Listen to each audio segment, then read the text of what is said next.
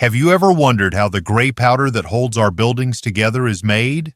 The process of making cement is more fascinating than you think. Cement and concrete are often used interchangeably, but they are entirely different products. Cement is a crucial ingredient in the production of concrete, acting as the binding material that holds together water and aggregates like sand and gravel. Without cement, concrete wouldn't have the strength and durability needed for construction. The journey of concrete begins with the manufacturing of cement, a complex process involving various raw materials, high temperatures, and chemical reactions. In this article, we'll take a deep dive into how cement is made, how concrete is produced, and the fascinating steps involved in bringing these essential building materials to life. Stay tuned as we take you inside a cement factory to uncover the entire process. Don't forget to like, subscribe, and hit the bell icon for more amazing insights. What is cement? Cement is a fine powder made primarily from limestone and clay. When mixed with water, it undergoes a chemical reaction called hydration, which allows it to harden and bind other materials together. The most commonly used type of cement is ordinary Portland cement, which was named because its color resembled the stone quarried from the Isle of Portland in England. There are different types of cement, each designed for specific construction purposes, but they all follow a similar manufacturing process. Extracting raw materials. The primary raw materials used in cement production are limestone and clay. These materials are extracted from quarries through blasting or heavy machinery. Large limestone and clay deposits are located deep within the Earth's crust, and massive machines or controlled explosions are used to break them into smaller pieces. Once extracted, these raw materials are transported to the crushing plant for further processing. Crushing and preparing the raw materials. At the crushing plant, the large limestone and clay chunks are broken down into smaller, more manageable pieces. Powerful crushers grind the raw materials into fine particles, making them easier to mix and process. The crushed limestone and clay are then mixed in precise proportions to form a substance known as a raw meal. The quality of this mixture is crucial to ensuring the final cement product meets industry standards. Grinding the raw meal. The raw meal is then transferred to a large rotating cylinder called a mill. Inside the mill, the materials are ground into an ultra-fine powder. This step enhances the efficiency of chemical reactions that occur later in the cement-making process. Grinding the raw materials also ensures uniformity in composition, which is essential for producing high-quality cement. Preheating and pre-calcination. Before the raw meal enters the kiln for the high-temperature transformation into clinker, it must first pass through a preheater tower. This tower, typically a multi-stage cyclone system, utilizes the hot gases emitted from the kiln to gradually increase the temperature of the raw meal. As the material moves downward through the preheater, it undergoes a process known as calcination. This is where a portion of the carbonates in the limestone start breaking down, forming calcium oxide, lime, and releasing carbon dioxide in the process. Preheating not only helps reduce the amount of energy required in the kiln, but also enhances the overall efficiency of the cement production process. By the time the raw meal reaches the kiln, it is already partially processed, allowing for a smoother and more efficient clinker formation. Without preheating, the energy demands of the kiln would be significantly higher, making cement production more costly and less environmentally friendly. Clinker formation in the kiln. Once preheated, the raw meal moves into the rotary kiln, a massive inclined and rotating furnace that plays a central role in cement manufacturing. The kiln's interior is lined with heat-resistant bricks to withstand extreme temperatures that can reach up to 1,450 degrees Celsius, 2,642 degrees Fahrenheit. As the material travels slowly through the kiln, it undergoes a series of complex chemical reactions known as clinkering reactions. These reactions cause the raw materials to melt and fuse, forming small grayish-black nodules called clinker. Clinker consists of key compounds such as calcium silicates, calcium aluminates, and calcium ferrates, which provide cement with its characteristic strength and binding properties. The rotary kiln operates continuously, ensuring a steady production of clinker. The process is carefully controlled to ensure the right chemical composition, as even small variations can affect the quality of the final cement product.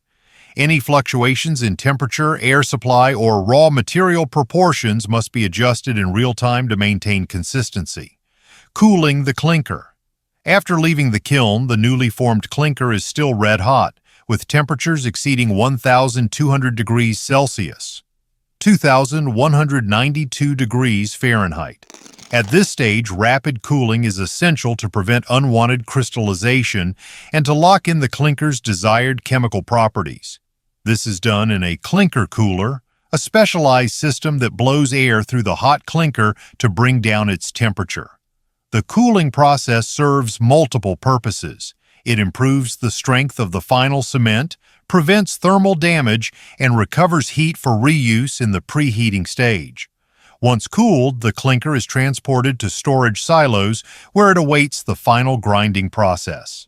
In its raw form, clinker is not yet cement. It must be finely ground and mixed with additives like gypsum, fly ash, or slag to develop the properties required for construction. This final stage transforms clinker into the cement powder used worldwide for roads, bridges, skyscrapers, and countless other structures. Grinding the clinker with additives. Once the clinker is cooled, it is ground into a fine powder in cement mills, a crucial step in cement production. During this grinding process, additives such as gypsum, fly ash, slag, and pozzolana are introduced to modify the properties of the final cement.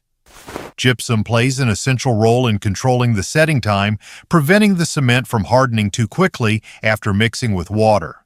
Without gypsum, the cement would set almost immediately, making it unusable for construction purposes.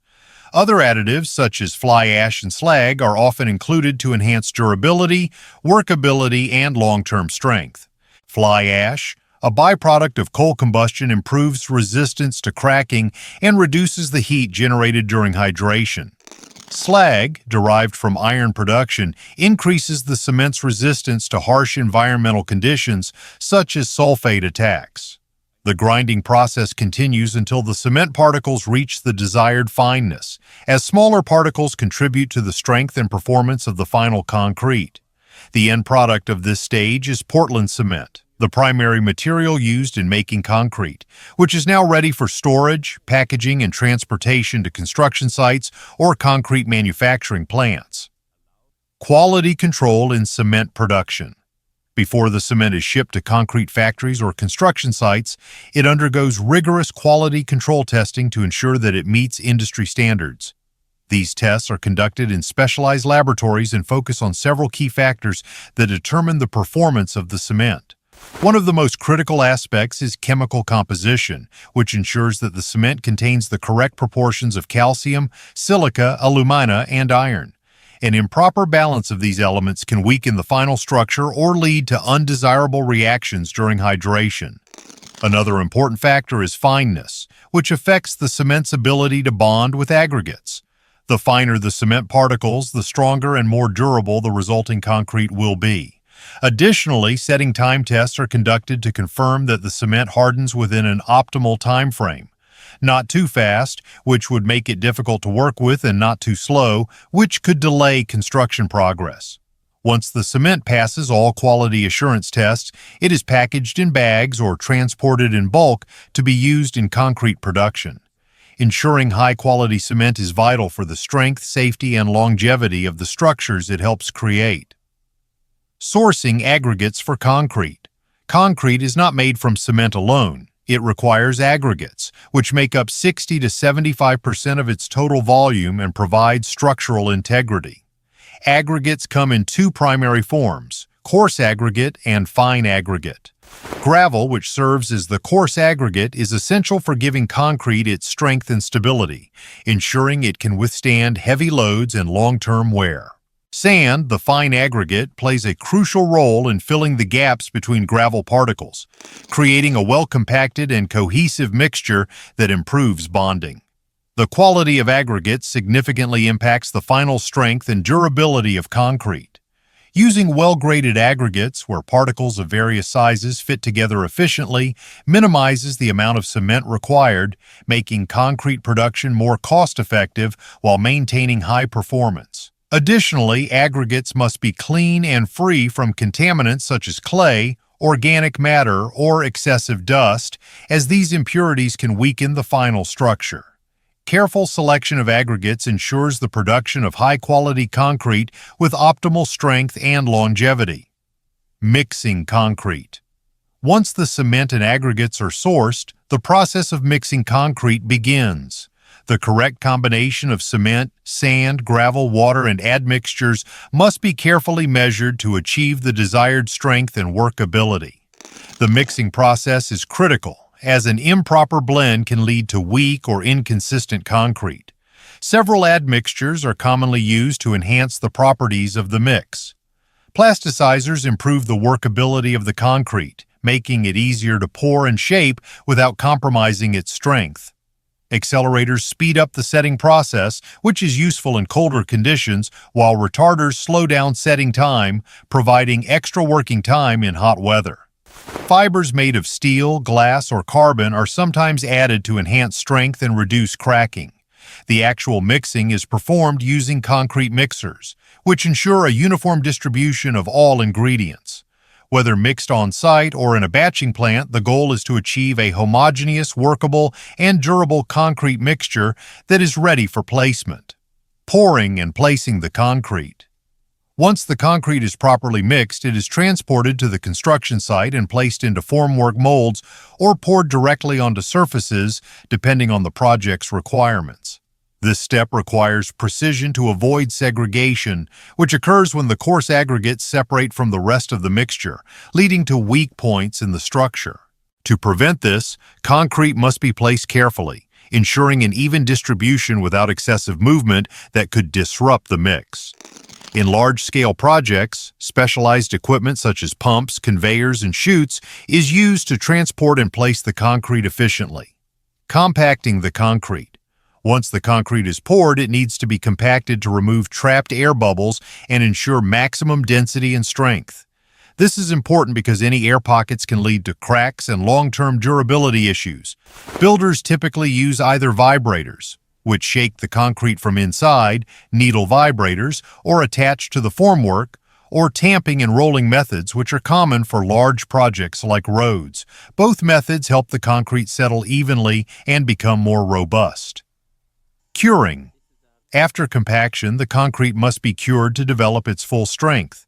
Curing keeps the right moisture level so the cement can hydrate properly, which is crucial for durability.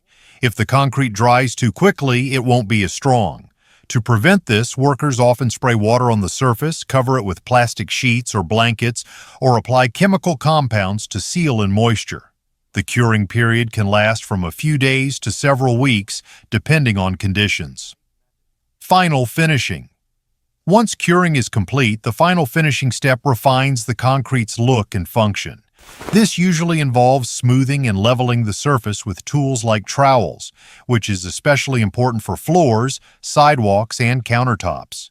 Decorative techniques such as stamping, brushing, or using exposed aggregates can also be added to improve the appearance and slip resistance. The finishing touches ensure the concrete not only looks good but also stands up to use. Cement and concrete are the backbone of modern construction, used in buildings, roads, bridges, and more. The entire production process, from raw material extraction to final finishing, requires precision, technology, and expertise.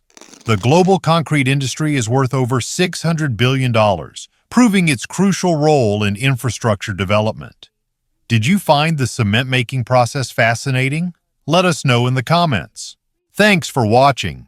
If you enjoyed this deep dive into cement manufacturing, don't forget to like, share, and subscribe for more fascinating behind-the-scenes videos on construction and industry. Stay tuned for more insights into how everyday materials are made. See you in the next video.